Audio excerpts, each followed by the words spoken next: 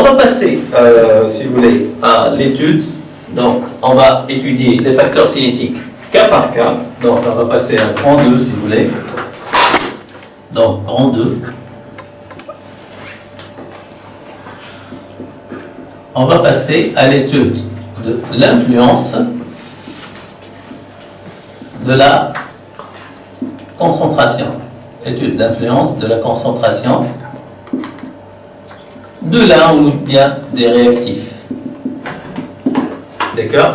Donc, pour ceci, on va voir la vidéo qui va illustrer l'effet de la concentration de l'un des réactifs ou bien des deux réactifs sur l'évolution de la réaction, c'est-à-dire sur la vitesse de la réaction, et on va revenir. Donc, on a deux béchers dans lesquels on a versé 20 ml d'une solution de K2SO8 de concentration 0,05 mol/-1. On dispose d'une solution de KI de concentration 0,1 mol/-1, avec laquelle on va préparer une deuxième solution de concentration 0,01 mol/-1. Donc, on va commencer par prélever 10 ml de la première solution, qui s'appelle une solution mère. Donc, on prélève 10 ml de la solution de KI de concentration 0,1 mol/-1. Donc, voilà les 10 ml de cette solution.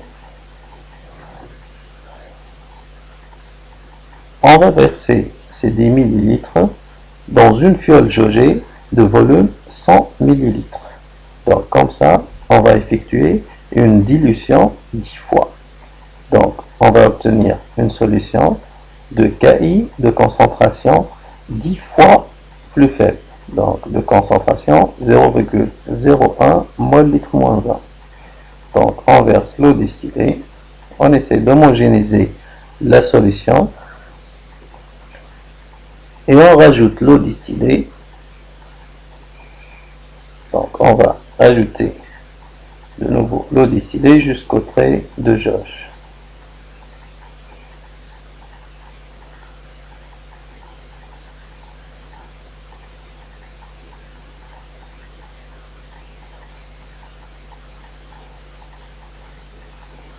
Voilà, donc on va homogénéiser la solution.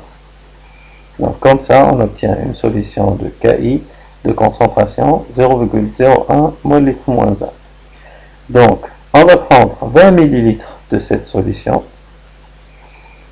c'est-à-dire la solution de KI de concentration 0,01 mol/-1.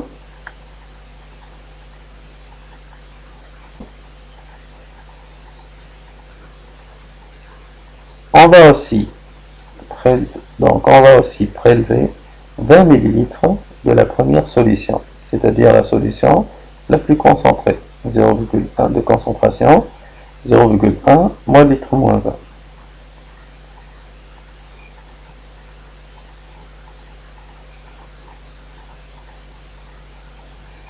Voilà, donc comme ça, on a 20 ml de chaque solution. On va verser le contenu des deux éprouvettes simultanément dans les deux béchers. Donc, vous remarquez bien que le premier bécher dans lequel on a versé la solution de KI de concentration la plus élevée, dans ce bécher, la couleur jaune apparaît avant l'autre. Donc, vous voyez bien que la couleur dans le premier bécher est plus intense que dans l'autre bécher. Et on va atteindre la couleur brune dans le premier bécher avant le deuxième bécher. Donc, ça prouve que la concentration de l'un des réactifs ou bien des deux réactifs est un facteur cinétique. Donc, toujours on a le premier bécher contenant la seule 20 ml de KI de concentration la plus élevée, c'est-à-dire 0,1 mol/-1. La réaction dans le premier bécher évolue plus rapidement. Donc, pour étudier l'effet de la concentration, on va réaliser, si vous voulez, trois expériences. Donc, l'expérience E, on a la concentration de I-0 égale à 0,1. Dans la deuxième expérience, on va varier uniquement la concentration de I-, donc ce sera 0,01, c'est-à-dire inférieur au premier cas, à celle du premier cas. Donc, la troisième, la concentration de I-, c'est 0,001 mol/-1. Donc, c'est la concentration la plus faible. On va garder la concentration de S2 ou I2- constante. Donc par exemple, on va prendre 0,1 mol litre moins 1. Donc là aussi, c'est 0,1 mol litre moins 1. Et là aussi, c'est 0,1 mol litre moins 1. Donc là, on a varié uniquement la concentration initiale de I-, des ions iodure. Comme vous avez remarqué, donc, vous avez vu que la couleur dans le premier cas, bien sûr, à n'importe quel instant, donc on a démarré les trois expériences en même temps, au même instant, donc quel que soit l'instant T, la couleur dans le premier cas, elle est plus foncée que dans le deuxième cas, qui est elle aussi plus foncée que le troisième cas, la troisième expérience. Et on atteint aussi, on a un autre repère, si vous voulez, c'est qu'on a atteint la couleur brune au début, donc plus rapidement, si vous voulez, dans le premier cas, dans le cas de l'expérience 1. Donc la concentration de I2, cas de l'expérience 1, la concentration de I2, cas de l'expérience 2, et la concentration de I2 dans le cas de l'expérience 3. Donc, bien sûr, à l'état initial, donc AT égale 0, AT égale 0, et là AT égale 0. Donc, on remarque que là c'est supérieur, et là aussi c'est supérieur. Donc, qu'est-ce qu'on peut déduire? On peut déduire facilement que la vitesse dans le cas de l'expérience 1 est supérieure à celle dans le cas de l'expérience 2, qui est supérieure à celle dans le cas de l'expérience 3. D'accord?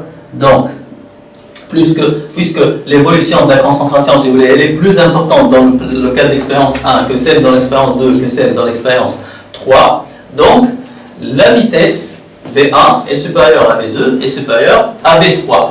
Donc, qu'est-ce qu'on peut conclure? Qu'est-ce qui a changé ici dans les trois cas, dans les trois expériences? C'est uniquement là, vous voyez que c'est une constante. Bien sûr, on a modifié rien d'autre que la concentration de I-.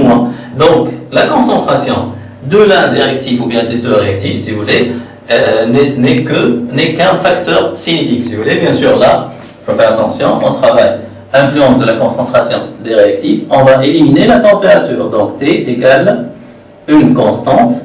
Et dans les trois cas, on n'a pas utilisé un catalyseur, si vous voulez. Donc, on est toujours dans les mêmes expériences. L'unique variable, c'est la concentration de ce réactif qui est les ions iodure. Donc, le responsable de cette comparaison, si vous voulez, de cette inégalité entre les vitesses, V1 supérieur à V2 supérieur à V3, V1, bien sûr, correspond à la concentration la plus élevée de I-, et V3, si vous voulez, correspond à la concentration la moins élevée. Donc, ceci va nous permettre de dire que la concentration, bien sûr, des réactifs, donc la concentration des réactifs est un facteur cinétique. D'accord? Donc la concentration des réactifs est un facteur cinétique. Merci, et on va parler des deux autres facteurs cinétiques dans une autre séquence. Merci et à très bientôt.